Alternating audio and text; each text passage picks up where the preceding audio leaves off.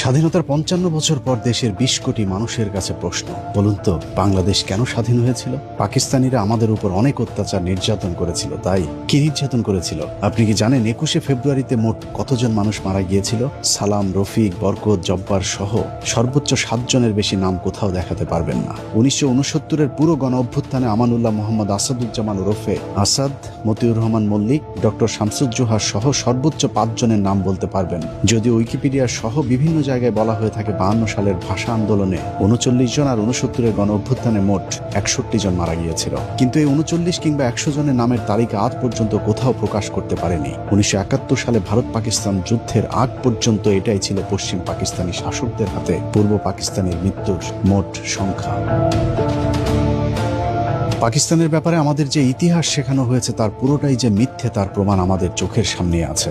পাকিস্তানি শাসকদের বিরুদ্ধে সব সময় একটি অভিযোগ করা হয়, পশ্চিম পাকিস্তানিরা নাকি আমাদের চরম বঞ্চিত করেছে আর ভারত আমাদেরকে স্বাধীনতা এনে দিয়েছে।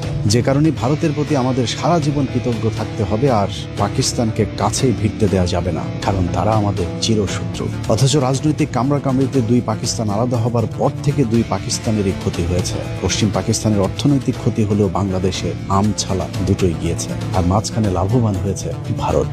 ১৯৭১-এর কথিত স্বাধীনতার পর থেকে আমরা হয়েছি পরাধীন। ওদিকে পশ্চিম পাকিস্তান বীরের মতো লড়াই করে যাচ্ছে চোখে চোখ রেখে। সামরিক শক্তির দিক থেকে পাকিস্তানের অবস্থান পৃথিবীতে এখন ১২তম, যেখানে বাংলাদেশের অবস্থান ৪০-এর কাছাকাছি।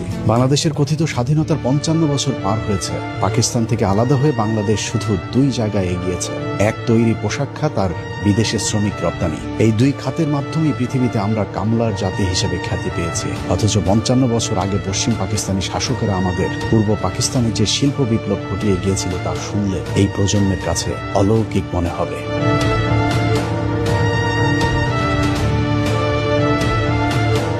পশ্চিম পাকিস্তান ছিল পৃথিবীর প্রাচীন সভ্যতার অগ্রগামী জনপদের একটি। ১৯৪৭ সালে ব্রিটিশরা ভারত ছেড়ে যাবার সময় বাংলাদেশ অর্থাৎ পূর্ব পাকিস্তানে ছিল শুধু একটি বিশ্ববিদ্যালয়, অথচ পশ্চিম পাকিস্তানে তখন ১১টি বিশ্বের বিখ্যাত বিশ্ববিদ্যালয় ছিল।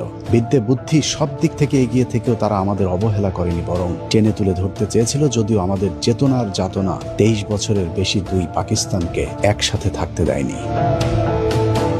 পাকিস্তানি শাসকেরা ২৩ বছরে আমাদের পূর্ব পাকিস্তানে যে শিল্প বিপ্লব ঘটিয়েছিল তার পরের ৫৫ বছর পাকিস্তানিদের রেখে যাওয়া সেই শিল্প কলকারখানাগুলো শুধু বন্ধই করা হয়েছে।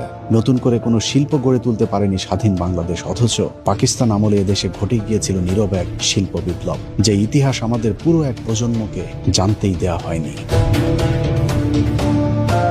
বাংলাদেশের পাটকে পাকিস্তান আমলে বলা হতো সোনালী আঁশ, কিন্তু